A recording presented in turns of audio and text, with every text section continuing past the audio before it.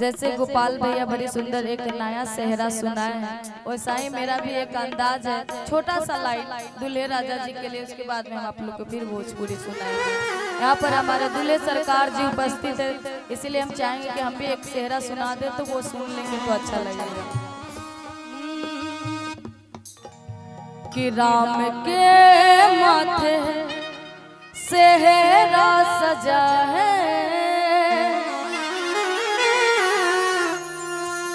जान की आज दुल्हन बनी है। राम के माथे सेहरा सजा है, जान की आज दुल्हन बनी है। और दूल्हा राजा आज हम लोग के बीच में एक देवता के रूप में है। और कहना है कि देवता बन के आए बराती, वो देवता बन के आए बराती, खुशियों की आज ऐसी घड़ी है। राम के माथे सेहरा सजा है, राम के माथे सेहरा सजा है, जान की आज दुल्हन बनी है। राम के माथे सेहरा सजा है, जान की आज दुल्हन।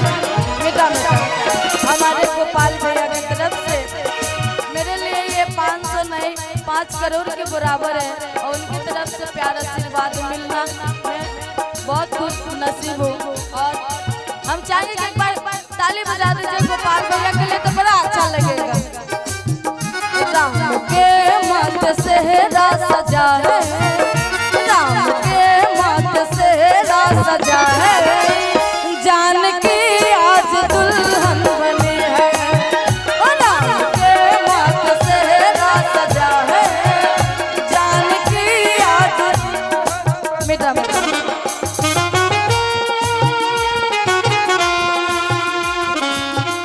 संजय यादव सिकंदरपुर की, उनके तरफ से ढेर सारा प्यार और पुरस्कार आशीर्वाद प्यार है।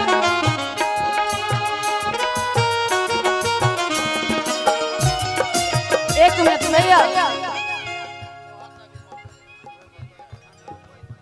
आलोक त्रिपाठी, इनके तरफ से ढेर सारा प्यार और पुरस्कार है।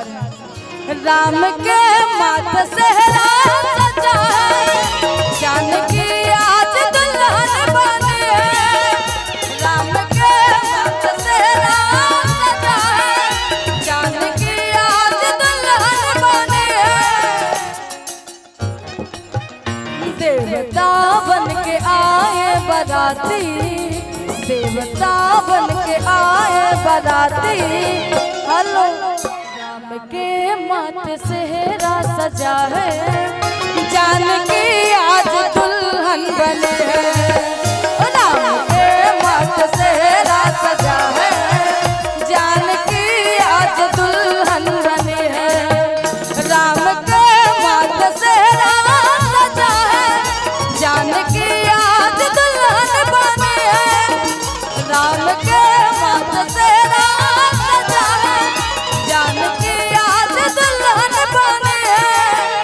देवता बन के आए बराती, देवता